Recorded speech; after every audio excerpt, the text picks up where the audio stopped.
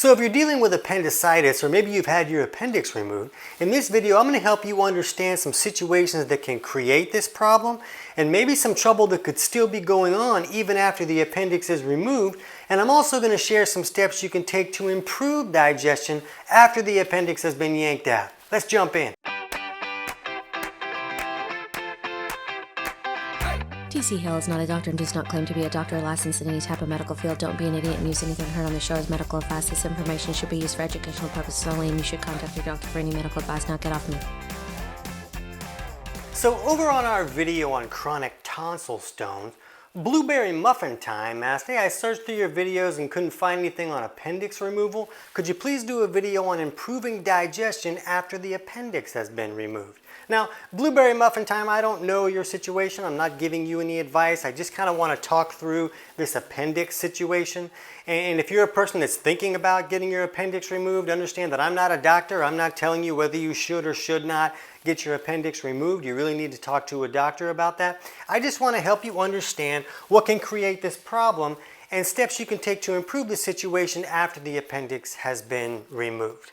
So basically, this appendix thing, when we look at this large intestine here, where the small intestine connects with the large intestine, there's this little doohickey thing, and that kind of sticks off, and that's our appendix. And for decades, they're kind of like, it doesn't do anything, we'll just yank it out, no big whoops. But it seems that science is helping us understand now that it really does have a purpose. And it kind of serves as a starter kit for our gut biome that is so important for a lot of our digestive processes, a lot of our immune functions, a lot of our ability to create vitamins and use vitamins and stuff like that. So this can be a big deal, and when something happens, like maybe a person gets food poisoning and the body's like, wow, I really don't want this in the body. I'm going to rush this through the body as fast as I can, and it lifts the person off the toilet like a rocket with this crazy diarrhea that comes shooting out the back door. So when that happens, it can really wipe out a lot of this good gut flora there. So it appears that the body has thought about that, like, oh, I'm going to have a little starter kit here. So when this diarrhea comes flaming through the whole system, it doesn't go and wipe out everything in this little starter kit. So if things get wiped out enough, then this good bacteria that's down here in this appendix can come back out and repopulate itself. That way you don't get some type of fungal issue taking over everything, some type of bad bacteria taking over with everything and creating all kinds of havoc. So it appears to be quite useful, but that doesn't mean that problems can't come about where it maybe gets infected or maybe it gets blocked off and creates some type of infection situation where it really does need to come out, or it's going to become gangrene and make the person kind of dead. So there's situations where it kind of does need to come out. And when you look up, hey, how does this happen? It appears that there's a variety of situations that can create this, like calcified fecal deposits can kind of get stuck in this opening and block the opening. So when that opening is blocked, that seems to be what's creating that appendicitis, that pain of that pressure kind of making you scream and find out cuss words that you didn't even know that you knew. Other issues can just be inflammation. You know, if there's a lot of bad gut microbiome going on there and there's a lot of bad guys in there that are creating inflammation, that can create some swelling. Just the immune response to that can create a swelling that can make those tissues swell and kind of pinch that off and close it off. So if an infection is blocking that off, that can be problematic, but it appears that there's other things that could just block that off and create the same type of appendicitis pain. And I'll put a link in the description below to some studies that kind of help us understand what they're talking about with this little starter kit type of thing. And I'll put a study that kind of showed that IBS seemed to be higher with people that have had their appendix removed. And this could be the case because if there's not that good starter kit and maybe all these bad guys get wiped out, then the starter kit can't start over with the good team. The good team doesn't get to come in and set up things to where the bad guys can't take over. So maybe that's the reason that this IBS is higher once this appendix is gone. And there was another study that showed that it seemed to be an altered microbiome and especially leaning more towards fungal issues. And this makes sense in my head. I have a link in the description below also to a different study that showed that fungal issues seem to be a higher probability if someone has used antibiotics. And if we think about that with the logical part of our brain for some reason, it's weird that we would do that, but why not, right? So if we use antibiotics that wipe out the bad bacteria, we know now that they can also wipe out all of our good gut flora as well. And when you do that, there's no bacteria there, beneficial bacteria, to keep the fungal issues in check. So that seems to be more common when we use antibiotics, and I'll put that link below if you want to dig into that a little bit better. But it helps us understand why we look at this other study that shows us this altered microbiome once this appendix is gone, because if something happens that wipes out this good gut flora, if that appendix isn't there, it can't reestablish the good guys, which means more fungal, yeast, mold, bacteria, candida, bad bacteria things can come in and set up camp because the good police are not there to keep them in check. And this is just my opinion, but I don't feel like the appendix being removed really has to hamper your ability to digest your food correctly if you're able to take the right steps. What we want to look at is, are you dealing with digestive malfunctions that may have created this problem in the first place? So when we look up here in the stomach, when we eat food, this stomach is supposed to make hydrochloric acid, or HCl. And that HCl is there to help us acidify that food and break it down so that we can get the nutrients out of that food. It's there for a reason. We need it to get nutrients out of our food. But for a wide variety of reasons, it's very common for someone not to be making enough stomach acid. And this can be problematic because the stomach acid doesn't just help us acidify our food so we can break it down, it's also the barrier for the whole body. So when bacteria and yeast and varmints and other bad guys come in on the food that we're eating, they die in an acid bath because this stomach acid acidifies that environment and fries them. But when that stomach acid isn't there, they come in and like, oh, well, this is nice. Let's set up camp here. And they thrive here in the stomach where they should not be. And then they move down here into the small intestine. And we see issues like small intestinal bacterial overgrowth. All the cool kids have SIBO now just because that's such a big problem. But our bacteria should not be in this small intestine. We should have good bacteria here, mostly just in the large intestine. So when that barrier isn't there, it invites these bad guys to come in, and they can come in and take over these areas where they really shouldn't be. And then if they're really thriving here, they can move into the large intestine in larger forces, and it's harder for our beneficial bacteria to keep them in check. And that can create infections, that can create swelling and make this close up and create an appendicitis situation. That's one possible way that that could come about.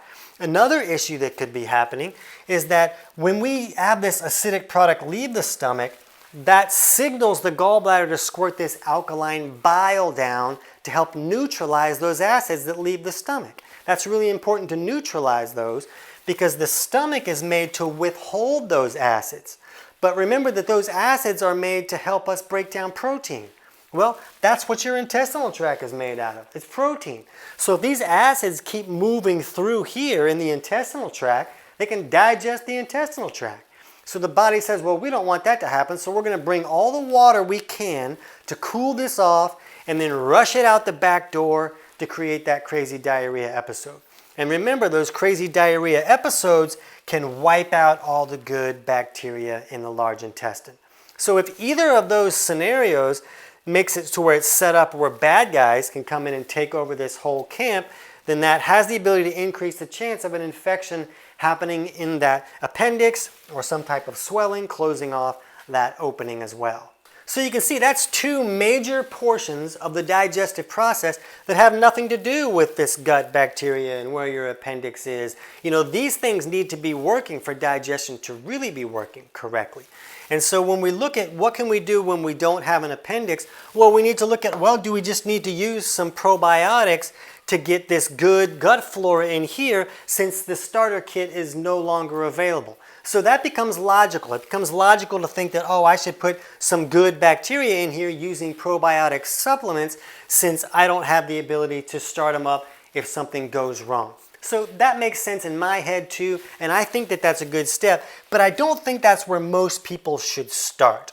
Because if someone really has a lot of bad bacteria in their small intestine or stomach or even here in the large intestine, and they put probiotics in there, well, you're going to create this battle between all the good guys and the bad guys, and that can create a lot of discomfort.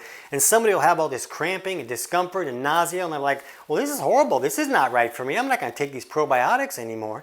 And the reality was that they just needed to take this down a notch. They needed to wipe out some of these bad guys.